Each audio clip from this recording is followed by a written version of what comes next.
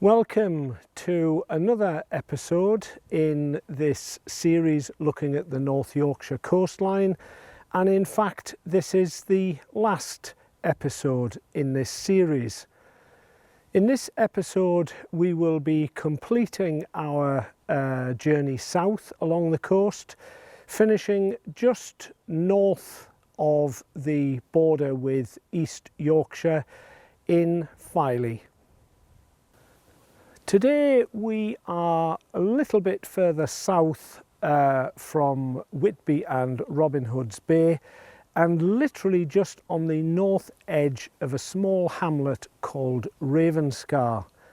And this particular site was the Peak Alum Works, started in the 1600s. As we know, the Gisborough aristocrat Thomas Challoner noticed that the shale deposits on his land were similar to the rocks in Italy where alum was extracted. As we discussed in the last episode, alum was much sought after by the aristocracy of the Tudor period. Their extravagant clothes were decorated using natural plant dyes which faded when washed. Alum was discovered to act as a fixative, making the dyes colour fast. When England was refused exports of alum from Rome due to Henry VIII's falling out with the Pope, it meant Challoner's discovery of alum on his land here in Yorkshire was very welcome news. And so he began the development of alum quarries up and down this part of the coastline. The process of extraction was very complicated and took months to complete, but such was the demand for alum at that time, it was worth the effort. Boys as young as 7 dug the shale out of the quarry face and placed it into barrows. It was then tipped onto huge brushwood fires known as clamps. Seaweed was added to provide the potash content. We mentioned in the last episode about coal being brought into Whitby from Sunderland. Well, it was that coal that kept the fires smouldering continuously all year round. As the grey-coloured shale burned, it turned pink, and it was raked out and transferred to leaching pits where it was washed. More fresh shale would be added to the fires to keep the process going. From the leaching process, a liquid aluminium sulfate was produced. Being mildly toxic to handle, it was allowed to flow along channels down to the alum works and mixed with human urine. If you recall from the first episode, alum is a combination of aluminium sulfate with either potassium sulfate or ammonium sulfate. Human urine provided unlimited quantities of ammonium at no cost. The combined liquor was left until alum crystals formed, which could then be harvested for export. Urine was collected from Newcastle and even London. Containers were placed on street corners with members of the public encouraged to use them in order that the urine could be collected in sufficient quantities. As much as 200 tonnes of urine were needed each year to keep the alum works productive. That's a total of 204,000 litres. Apparently a special public toilet was built in Hull specifically to collect urine for alum production here in North Yorkshire. Many ships and boats would come and go every day all along this coast, bringing a cargo of urine in and taking alum and ironstone out. By 1855, alum was being produced synthetically. Around the same period, aniline dyes had been developed in Germany, which contained their own fixative. By 1871, the last alum works in Yorkshire closed as the new process was cheaper and more efficient. Just the ruins of the former works remain today, and if you're doing the Cleveland Way literally comes right through the Peak alum works.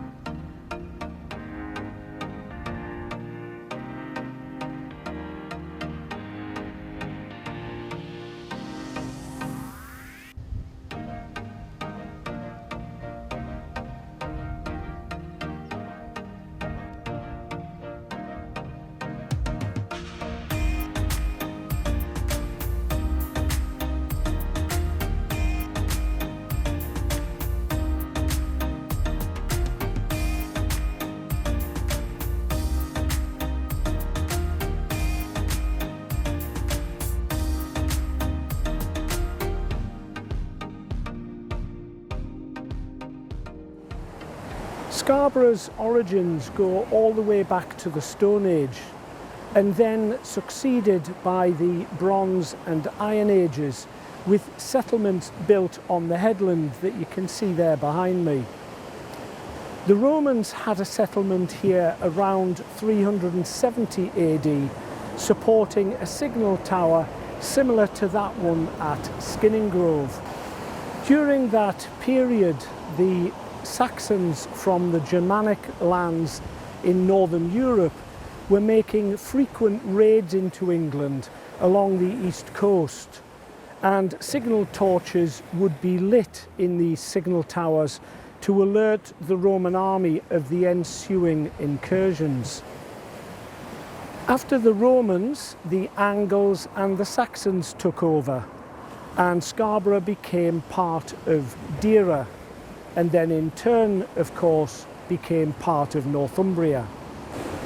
That is until a Viking called Thorgils Skarthi invaded and took over the entire area. His name provided the first part of the town's name.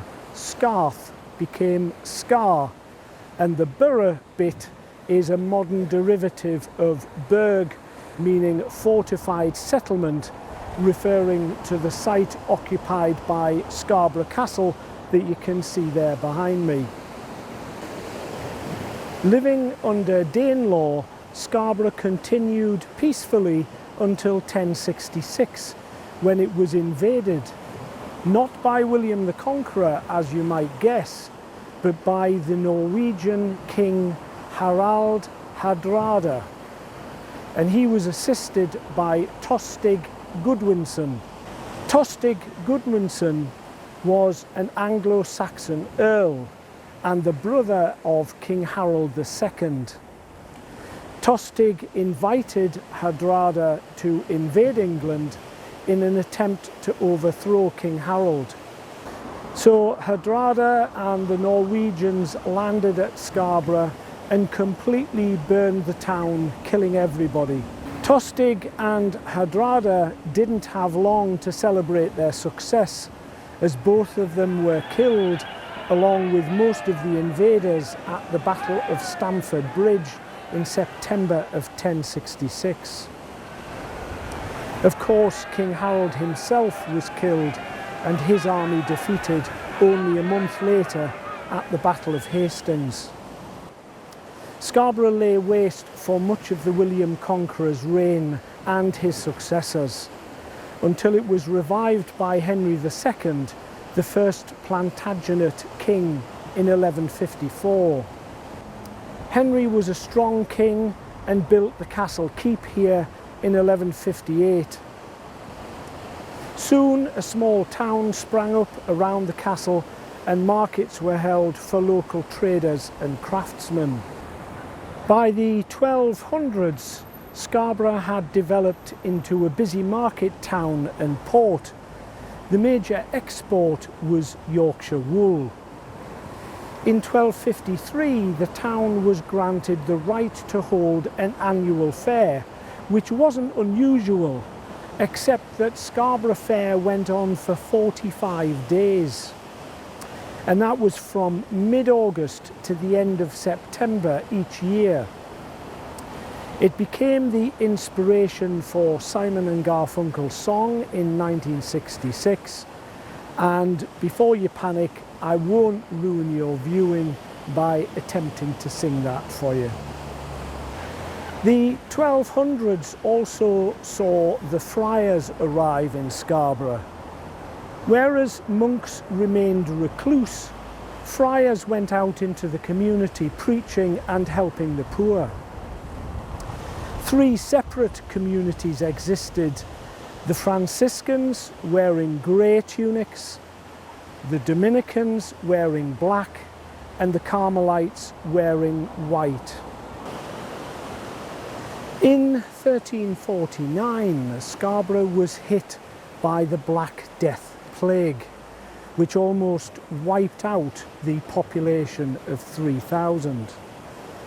Scarborough continued to decline with the closing of the friaries after the dissolution of the monasteries by Henry VIII.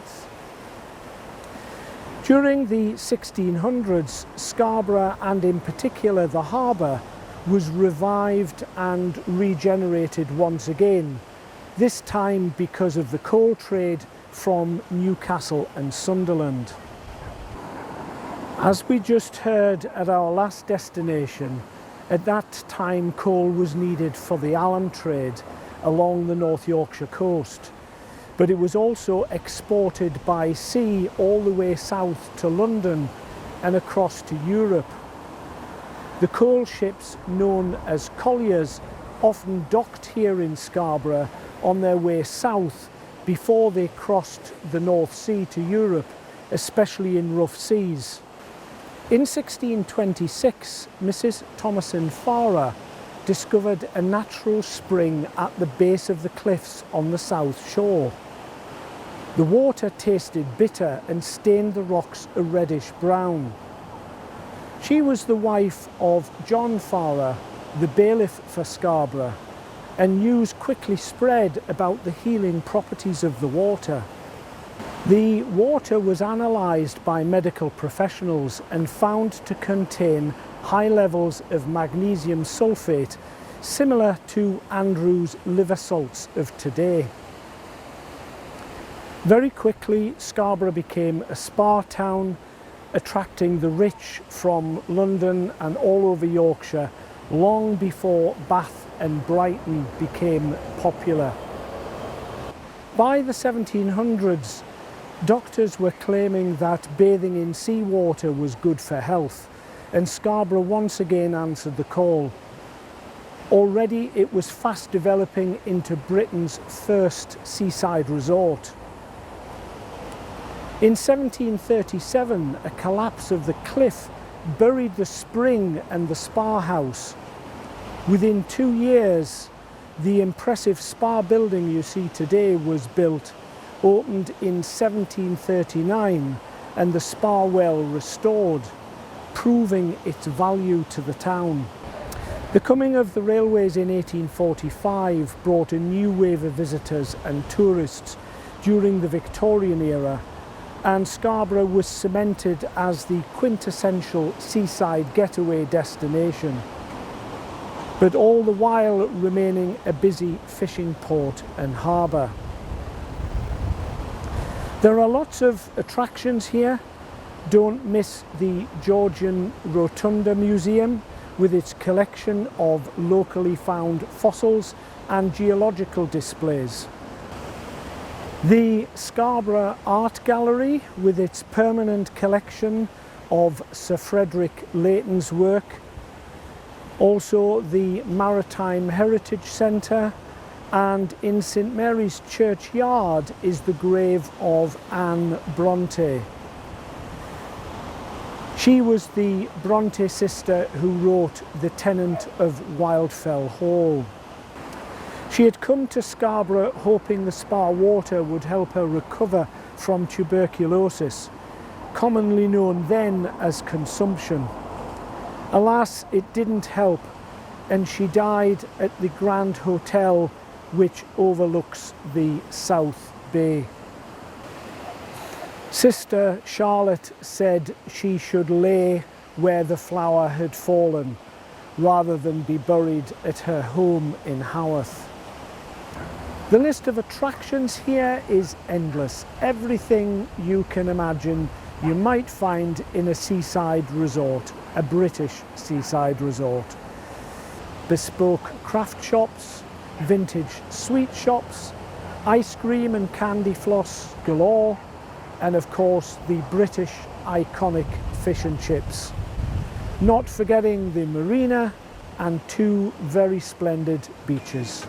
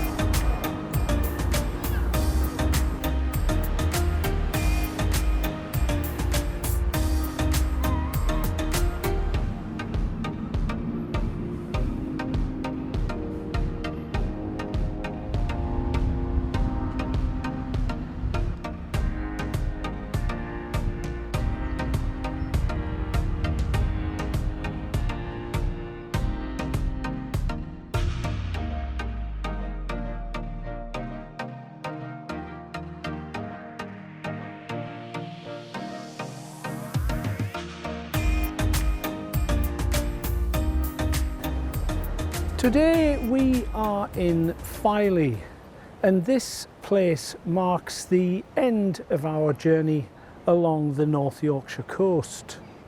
From here the route south takes you into East Yorkshire with further iconic seaside locations such as Flamborough, Bridlington and Hornsea, to name but a few.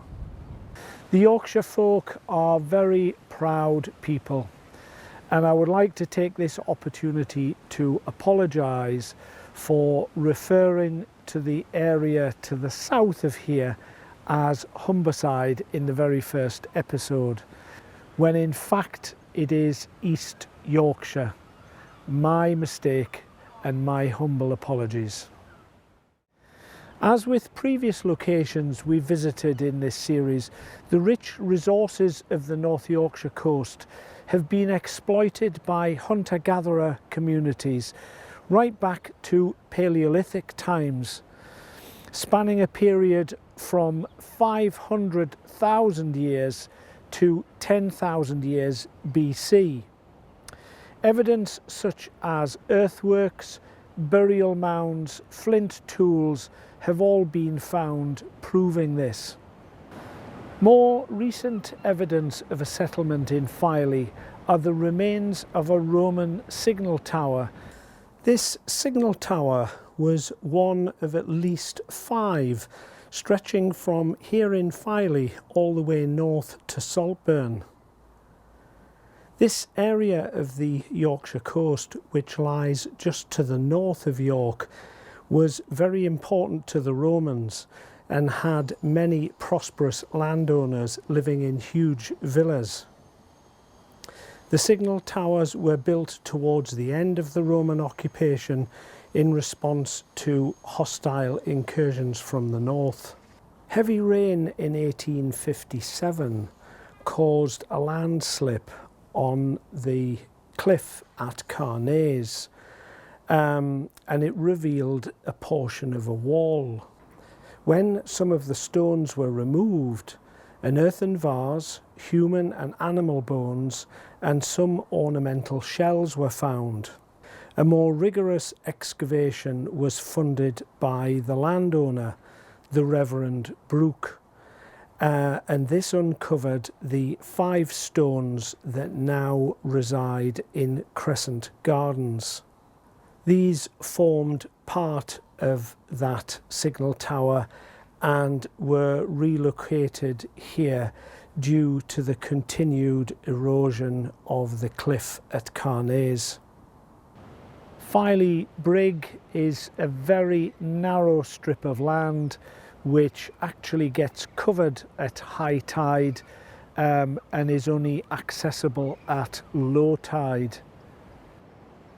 From what I can gather, a brig was an ancient Germanic word for a bridge of some sort, not necessarily the kind we associate with spanning a river, but rather bridging a gap.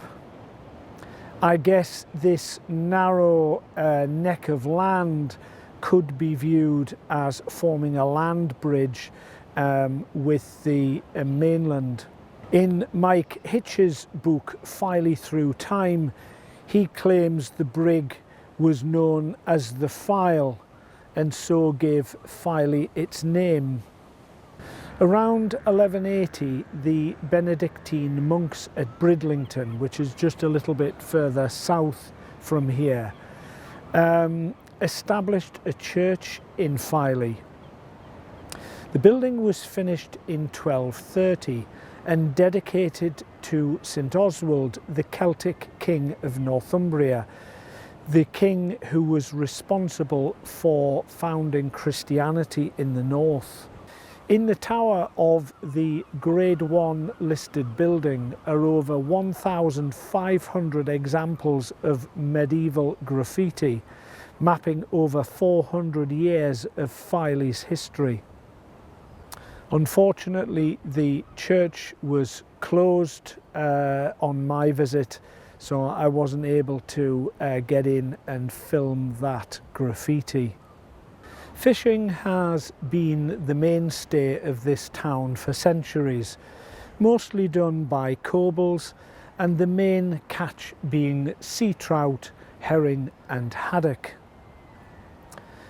Filey remained a fishing village right up until the late 1700s, when the tourists from the crowded beaches at Scarborough overspilled into Filey looking for peace and quiet. A wealthy Birmingham solicitor called John Wilkes Unet, bought land here in 1835 and built a grand crescent terrace of houses, later known as Royal Crescent. And the crescent I'm talking about is literally right in front of me as I'm speaking to you.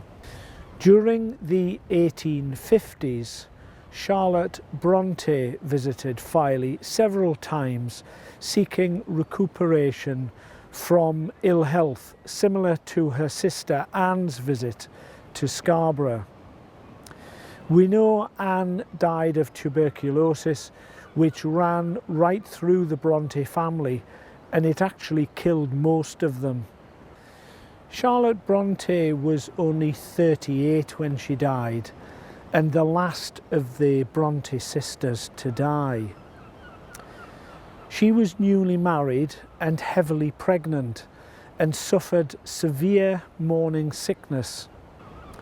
Although her death certificate reads that she too died of TB, it is now widely thought that she died of a condition called hyperemesis, or HG, through dehydration and malnutrition.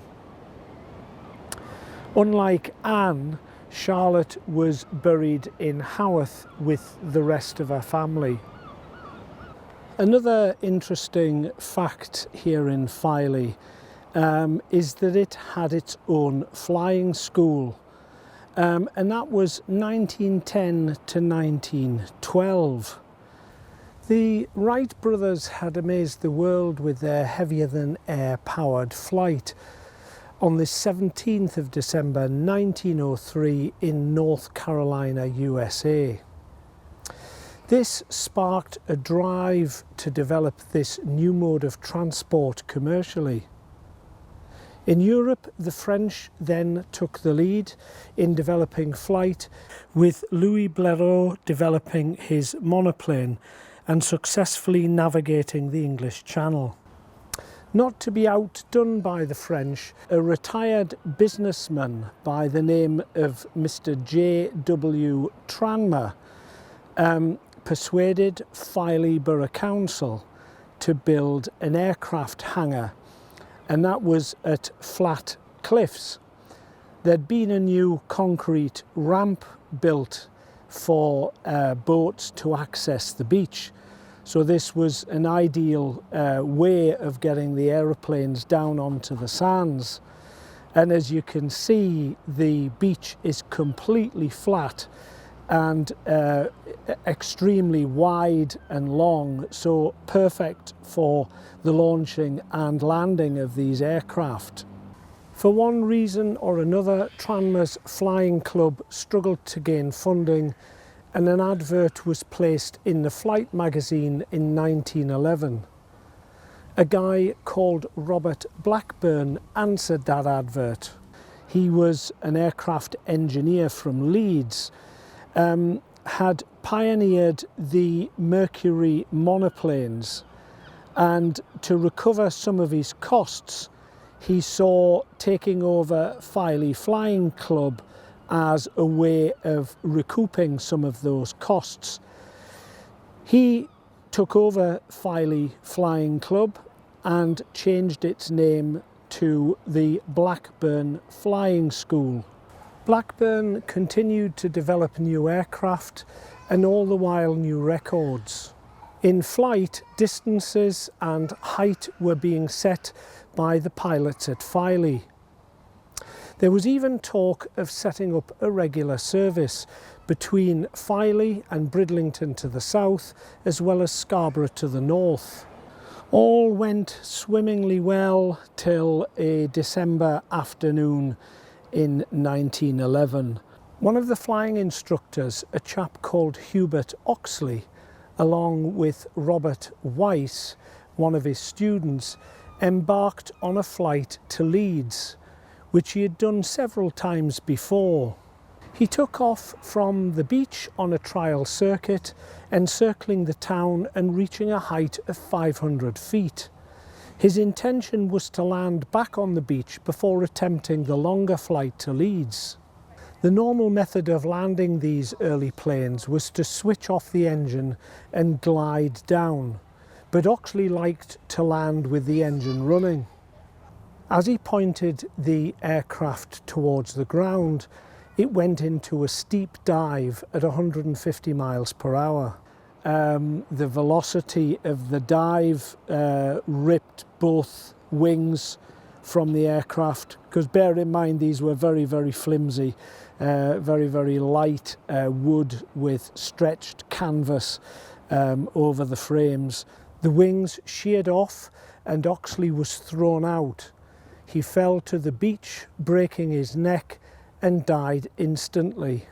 Wise was stuck in the fuselage, and although he survived the impact with the ground, he died of his injuries an hour later. The town were in shock for a long time, as they were both very popular men in Filey, known by everyone.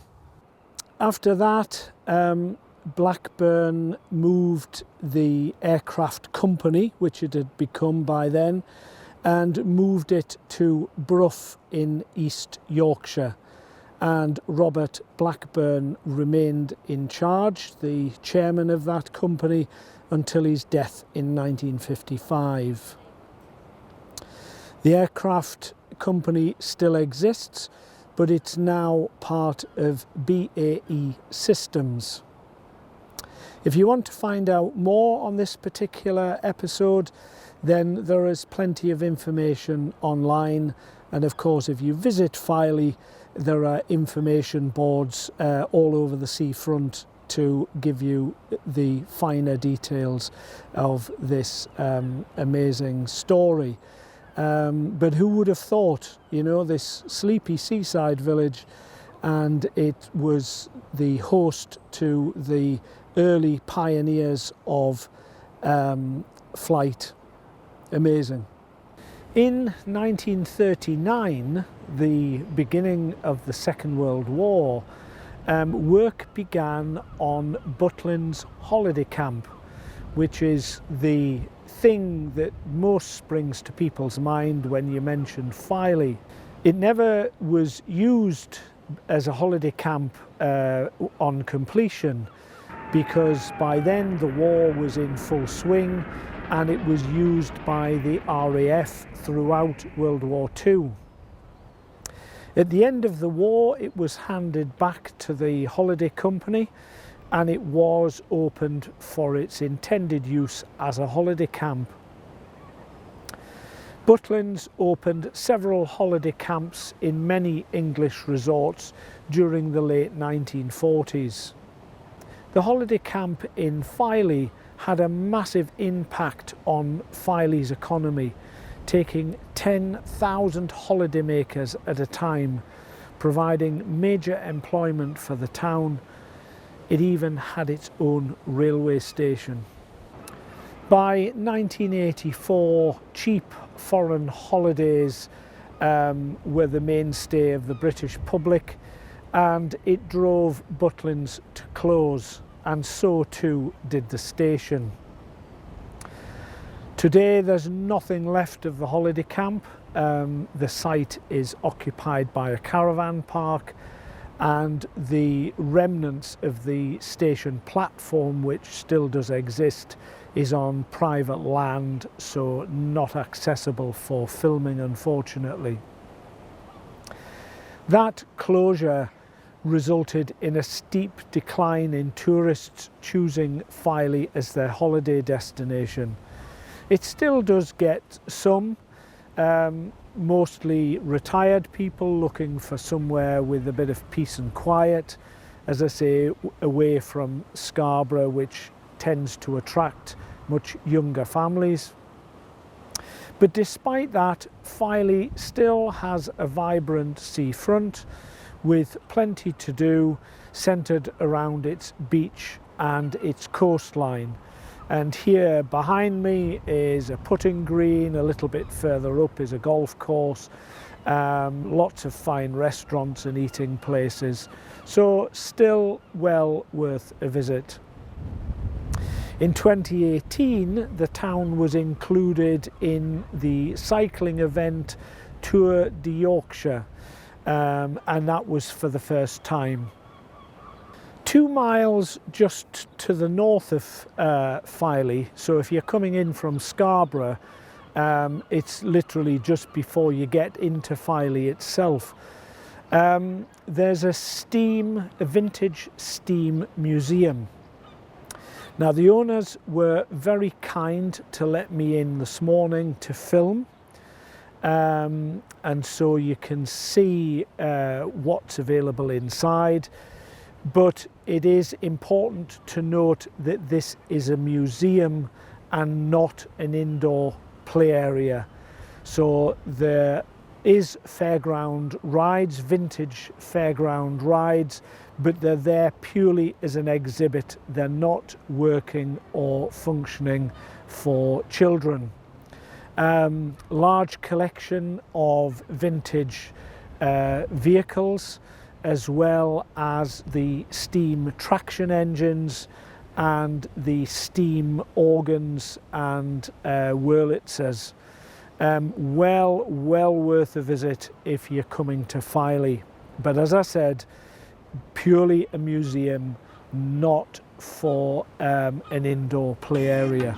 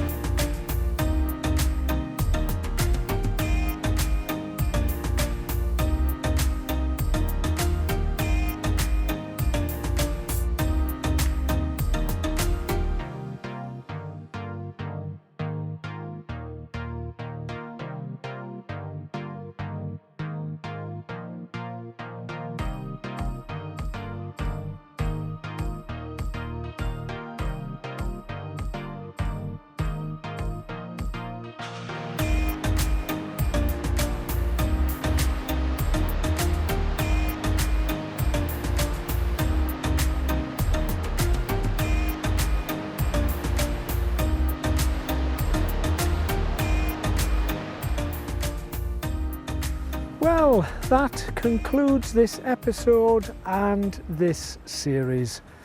I do hope you've enjoyed it and found it entertaining and enjoyable. We've travelled approximately 55 miles as the crow flies from Ravenscar, where we started, to the conclusion here in Filey. This section of coastline has something for everyone.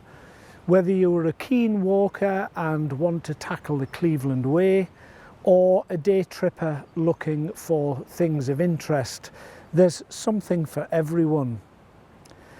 The splendour doesn't end here though. Just a few miles further south down there is Flamborough Head, Bridlington, Skipsea and Hornsea, all with their own history and attractions. However, this is a story for another day. I would like to reiterate my message of safety, as I've already expressed several times throughout this series. If you compare this coast with that of the Northumberland coastline, which I filmed in 2020, it is practically all sand dunes along its shores all the way to Berwick on the border with Scotland, making the beaches easily accessible at any point along its entire length. The beaches on this coastline, however, are not as accessible. In fact, quite the opposite. Large parts of the coast are fringed with 600-foot cliffs with no way down or back up. They are even too dangerous for climbers, as the crumbling shale rocks that form the cliffs regularly give way and collapse into the sea. At low tide, you can walk many miles along the beautiful, flat, sandy beaches from various access points, but many visitors get caught out by the incoming tide and stranded with no way off. You should always be aware of tidal times and make sure you return before being trapped. The inshore lifeboats situated all along this coast work tirelessly in the spring and summer, rescuing people who've become stranded. Also bear in mind there is often no cell phone signal at the foot of these cliffs, so calling for help isn't always possible either. I'm not trying to put you off visiting here. It's an amazing part of the English coast. But I'm just issuing that note of caution. In my view, the best way to see this coast is to embark on the Cleveland Way, which you can do in short, doable sections. The route takes you right along the cliff tops and you get some stunning views. If you're not a walker or your mobility is restricted in some way, then the places I have shown in this series are reasonably accessed by car. As I always say, it takes months to do the research and many hundreds of hours to do the filming and post-production. So please show your support by subscribing to this channel, as this allows more people to see my work and lets me know that you enjoy my films. I always reply to messages, positive ones that is, so please send me a message and give me some comments. And this year I'm particularly asking for requests, so if anybody's got a good idea of what the next production might be, please let me know in the comments underneath. Well, I hope to be with you all again very soon with a new production, but for now, it's goodbye.